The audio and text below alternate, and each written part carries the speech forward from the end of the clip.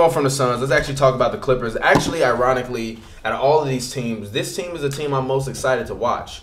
And the only reason is over the Lakers. Yes, honestly, because of this. No, listen, because of this.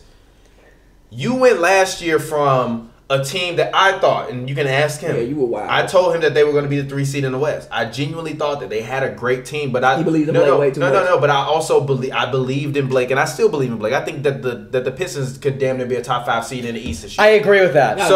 So with the Clippers, I'm excited for them for the shit perspective of number one, the games are going to be mad cheap to go to. Always. So I'm still gonna. Until they get Kawhi. I'm fine with that. And also, this is setting the building block and the foundational elements for next year. Yeah. I think that personally, the Clippers will probably be the 8th seed this year. I'm not mad at that. I think a lot of people will underestimate them. If they get Kawhi at the trade deadline, they will be in the playoffs this season. It's not even that. I think that Doc has never had his team. I agree. Since he's come here, his job when he was hired initially was to come to the Clippers and How to is this figure out a Doc's way. team? Well, I'll say it this way. It was his job when he first came to the Clippers was to come here and figure out a way to get Blake Griffin, DeAndre Jordan, and Chris Paul to play together. DeAndre Jordan was not an all-star at that point in time. Chris Paul and Blake Griffin were. You had to develop DeAndre Jordan, who never developed his offensive game because he never came back after the offseason a better player on offense. Ever. So if you're Doc, you got 2 superstars, one that's 6 feet tall. You have 2 Blake was a stop that shit, man. At his... He sold tickets, but he stop that, man. Blake was a superstar. He was a star, not a superstar. No, Jimmy Butler. If you argue me, Chris Paul was a superstar, and so was Blake. No way. Doc Rivers' job with the Clippers was to go in and to take this team that was filled with a bunch of players that could never string together enough wins on their own, including with the rookie Vinny Del Negro, which honestly I think Vinny Del Negro got fired prematurely. He got screwed in his career. He did a ton of times with the Bulls, with the Clippers, all of it. Bulls always screw their coaches. But the problem was, as JJ Redick said on his own podcast, that when dealing with this Clippers team, they had a lot of their personal agendas that affected what went on the court. Their personal agendas, the personal pettiness, that's what happened. That's what happened when he lived in LA. Yeah, but there's a problem.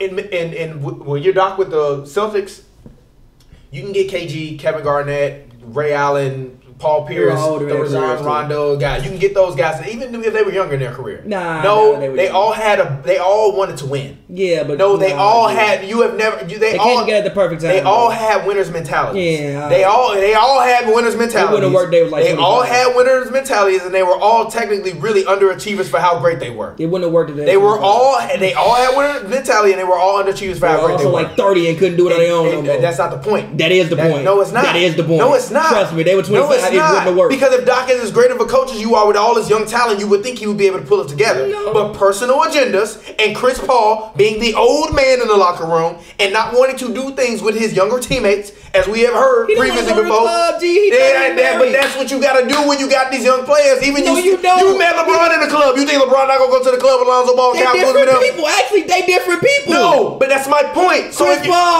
but my point is, if you're Doc, you have to try to get these guys that don't fucking mesh together to mesh. Now he's finally got the team where him and Jerry West came together. They traded and they got the players that Doc wanted. Obviously, they still need another superstar. They are one step away, one star away from being a cohesive unit, which I'm fine with. But I still who are they going to trade to get Kawhi Leonard? Huh?